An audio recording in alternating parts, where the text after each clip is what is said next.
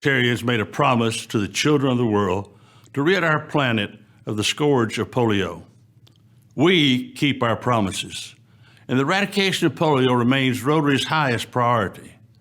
In order to cross the finish line, we need to remain vigilant. As Rotarians, we need to continue to educate ourselves, our fellow members, and the public on the devastating effects of this virus on children and their families. It's my pleasure to share a special preview of Rotary's documentary, Drop to Zero. It's an in-depth look at the historic effort to eradicate polio. I know you'll find this film as meaningful as I do. Let's take a look.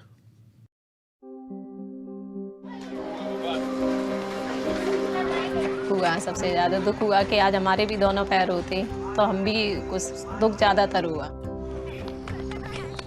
I had a sore throat and a high fever. My dad took me to the doctor and they called my name and I got up and collapsed. And the doctor said, she has polio.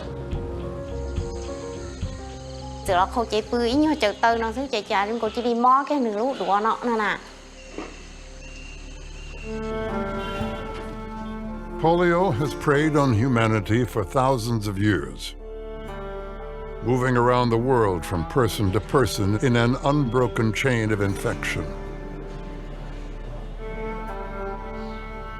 In the early 1950s, there was a particularly intense outbreak in the United States that crippled nearly 60,000 people. It was really frightening because there was no vaccine and you never knew who was going to get polio. Everybody knew somebody who had the disease. It's been described as the AIDS of the time. And in the parks, precautions are taken to prevent gatherings of youngsters. Parents wouldn't let their children go swimming. Movie theaters were closed. People were kept inside. Nobody knew what was happening. What we know today is that polio is spread by contact with contaminated food, water, or human waste. When the virus multiplies in the intestines, many children will only suffer from mild flu-like symptoms. But in 1 in 200 cases, it travels to the spine, attacking nerve cells that control the muscles in the arms and legs, leaving the victim paralyzed. In the worst cases, the victim dies, unable to breathe or swallow.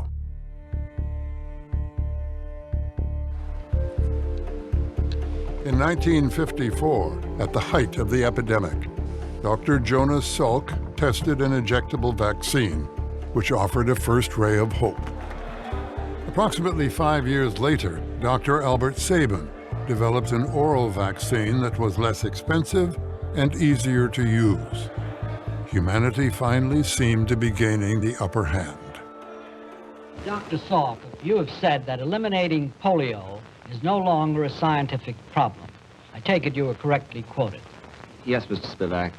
I think that it's a social and economic problem.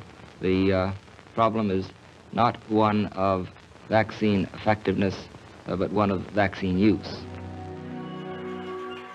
Jonas Salk was right. By 1979, 61 countries had used the 2 vaccines to eradicate polio, including the United States and Canada. But in the rest of the world, we were still seeing 350,000 children paralyzed every year.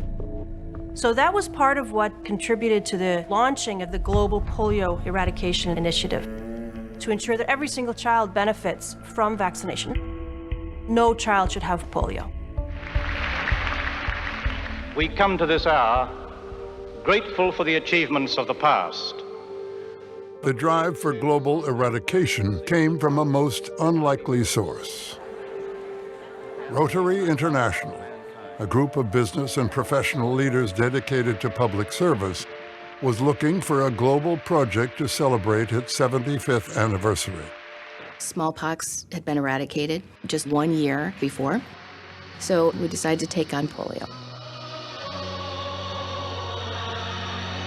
It seemed like an impossible dream. When we first approached the World Health Organization about working with us to eradicate polio, they felt that we were amateurs, we didn't know what we were talking about, that we really didn't have anything to bring to the table. So Rotary went it alone, supplying volunteers and vaccines for mass immunization programs around the world. We knew that there was a vaccine that could be easily administered. It could be done by non-professional individuals by just putting 2 little drops into the child's mouth. From Brazil to El Salvador, from Indonesia to the Ivory Coast.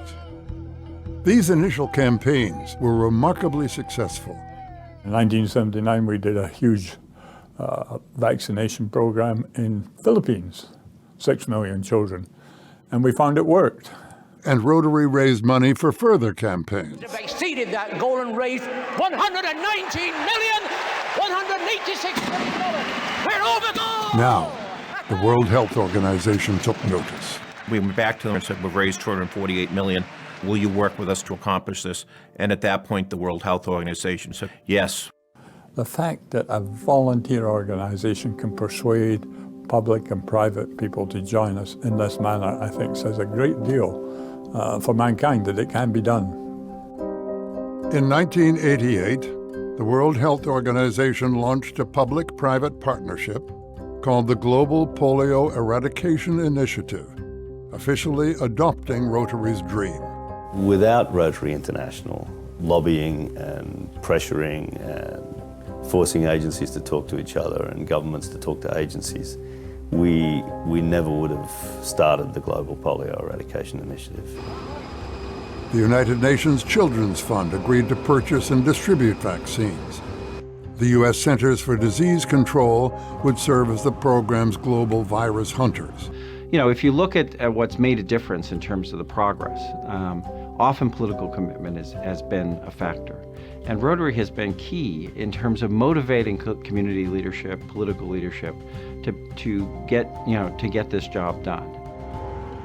The World Health Organization would direct the program's strategy, and Rotary would continue to supply volunteers, raise funds, and act as the program's global advocate. You know, there's a great French Prime Minister, Clemenceau, who was quoted one day as saying, "War is much too serious to be left to generals."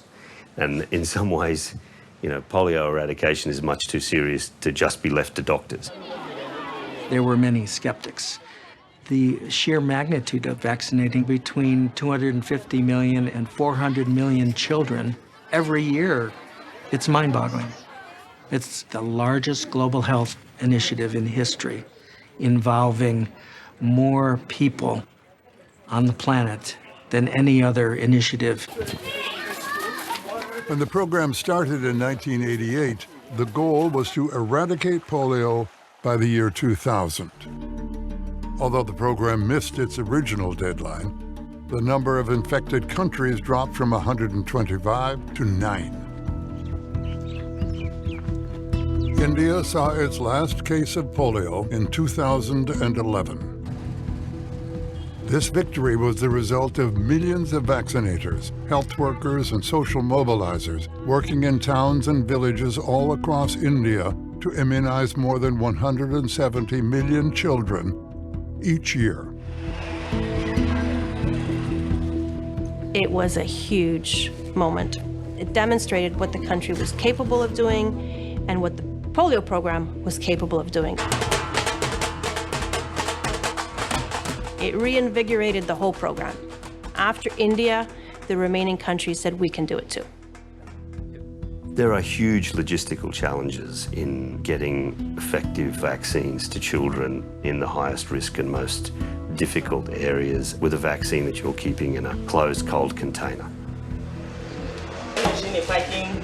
Ice baths ba wanda ake exporting vaccine da shi to LGS ba bai frozen ba fa wutan bai kwana ba me yasa wutan bai kwana ba ba ne ba okay ba ne ba generator kuke tayar wannan vaccines ne a ciki wani vaccine ne wannan polio.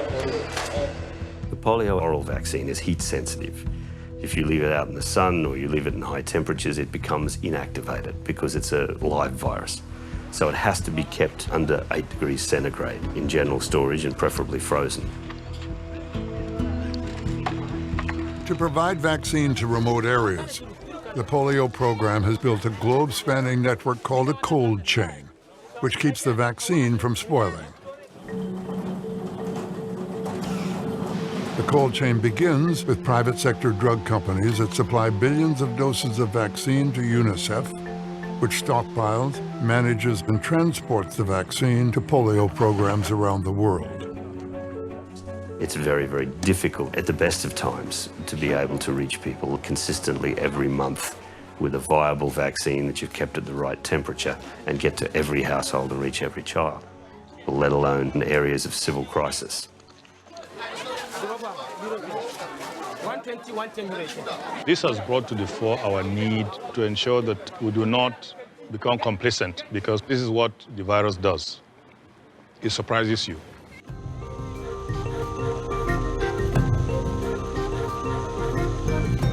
As the global program closes in on the goal of eradicating polio, all the stakes get higher. They'll say, we made a promise to the children of the world, and we haven't delivered yet, and we won't stop until we do.